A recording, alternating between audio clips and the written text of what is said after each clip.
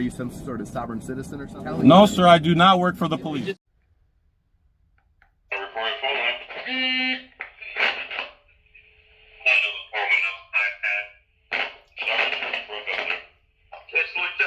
the sheriff's office? Yes, sir. How can I help you today? I was at the DMV a while back and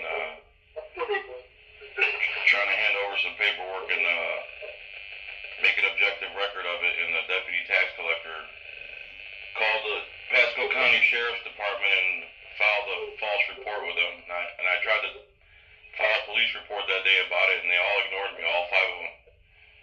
Okay. So what was the false report you were filing? What did that entail? First he said we're violating a federal crime. Then he said we just copied and pasted this off of Manatee's website.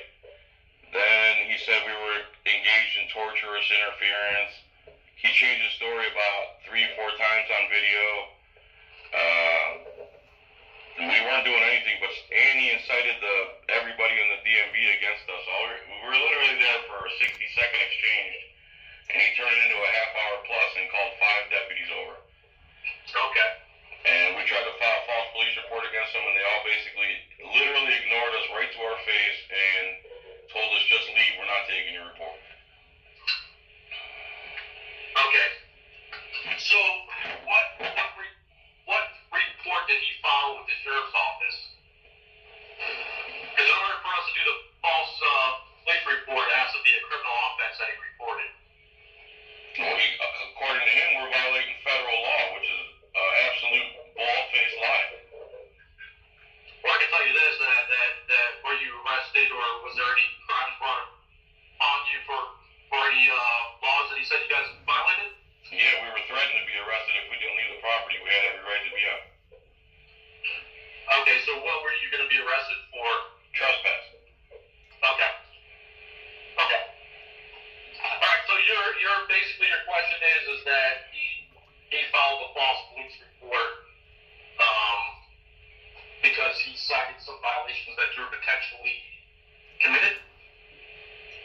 Well, he cited several different reasons, and finally they just picked one, threw it on the piece of paper, it got rescinded, then they amended it to some federal law that has nothing to do with us or recording in public. So I don't know who's doing the false paperwork, if it's your guys or... Because if they were following him, they would have put tortuous interference. And so he said tortuous interference.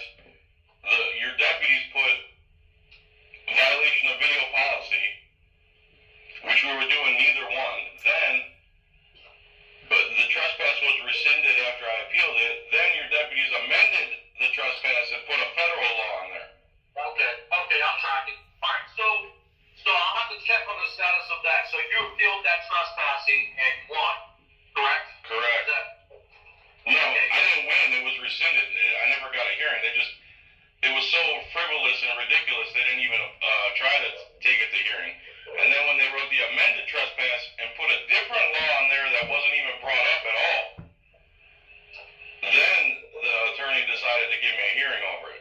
But regardless, Timothy Daniel Couet filed false police, not only against me, but another journalist who wasn't even recording. And your guys didn't bother to do any research. They didn't want to see our videos. We were literally trying to talk to them, and they just completely ignored us and said, and they're confused about public and private property. They think anyone at any time can be trespassed from anywhere at the whim of some property manager. And that's not the case for government buildings. There has to be some type of law violated. And it can't be your First Amendment right. So that is something that's going to have to handle through the courts with if you have any complaints on that, the attorney. The county attorney already rescinded it, and your guys amended the trespass with a completely different law on it. So everything's false. Everything. Okay. So what county attorney rescinded it? Boundy, I guess. Samuel Boundy. Okay.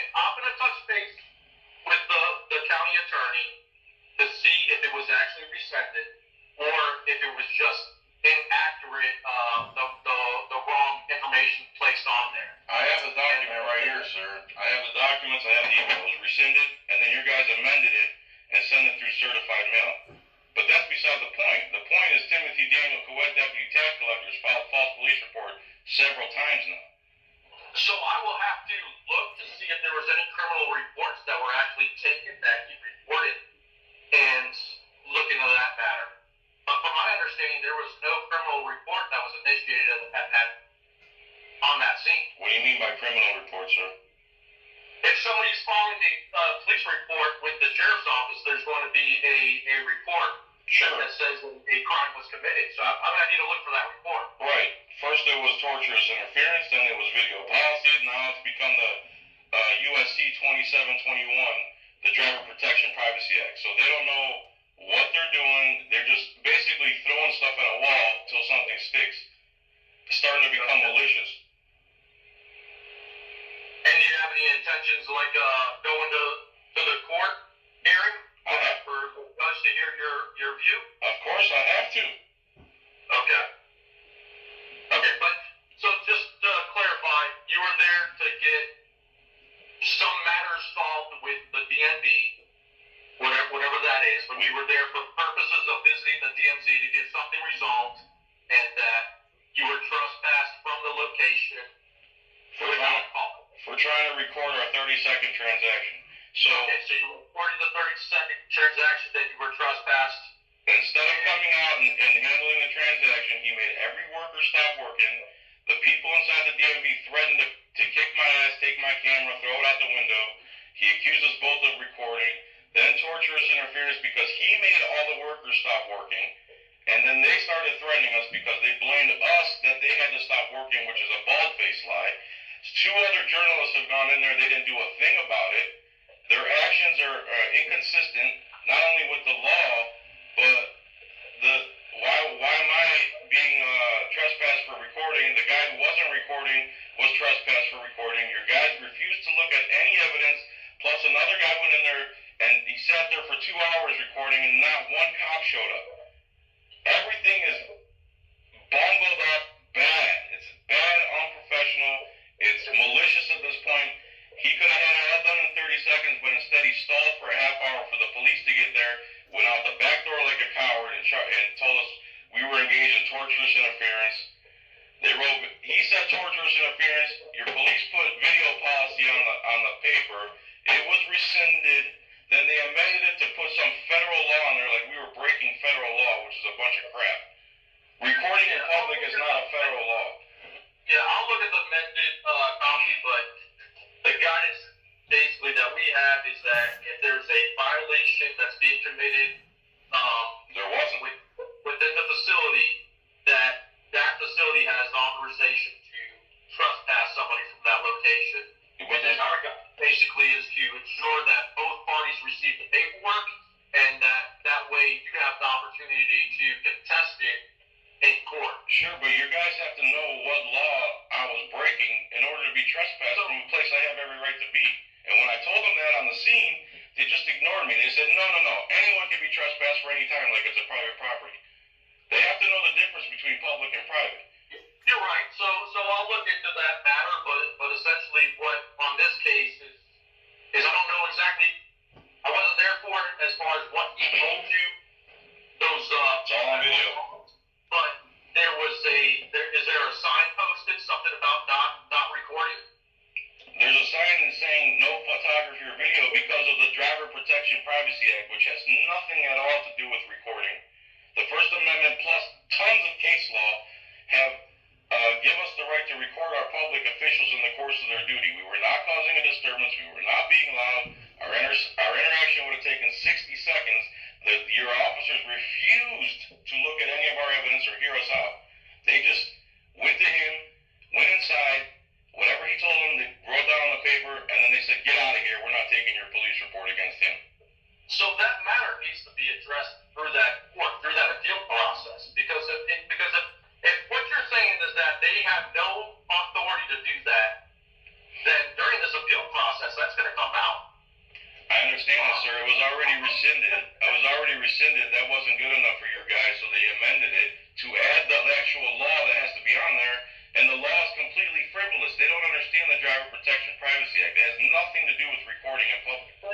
Then my opinion or my suggestion would be that when you bring it to the courts, you're going to be able to educate everybody involved on what's allowed to be done. The only problem with that, sir, with all due respect, the only problem with that is Timothy Daniel Couet gets to file several false police reports without accountability. So the action is taken against us, but he's sitting there with a big smug smile on his face, getting to say whatever he wants and file false police reports. You guys are supposed to know better. Okay. So my suggestion is take it to the appeal process and bring your claim to light. Let everybody know this is what's going on. That's fine, but I still want him accountable for the false police reports. I will look into our system to see what criminal reports he has filed, and I'll look into it. But that's not a criminal report. The thing is, when Criminal trespass is not a criminal report. So understand that when somebody's committing a trespassing, it's only criminal until they're notified you are trespassing, you must leave this facility. After they refuse to leave, that's when it's a criminal offense. He's reporting that he wants us trespassed. In other words, even though we have a right to be there, he wants us criminally trespassed. He is reporting a crime that we're on his property without authority to be there, with any clear intention. And that's completely false. He filed a false police report more than once, and we've told him. We've even filed a notice of intent to sue and a cease and desist and handed it right to him. This is a false police report through and through, and I know he worked for you guys, and he brings up your guys' names, and he drops your name in the videos, and he says stuff on body cam when he's not realizing he's saying it. So if you guys just let him fly and then leave it all up to me to go to my appeal hearing, which he probably won't even be there, and let him off scot-free, it's going to show bias. Okay. Okay? I will confirm with our legal department. Thank you. Thank you, sir. All right. Have a good one. You too. Thanks. Bye-bye.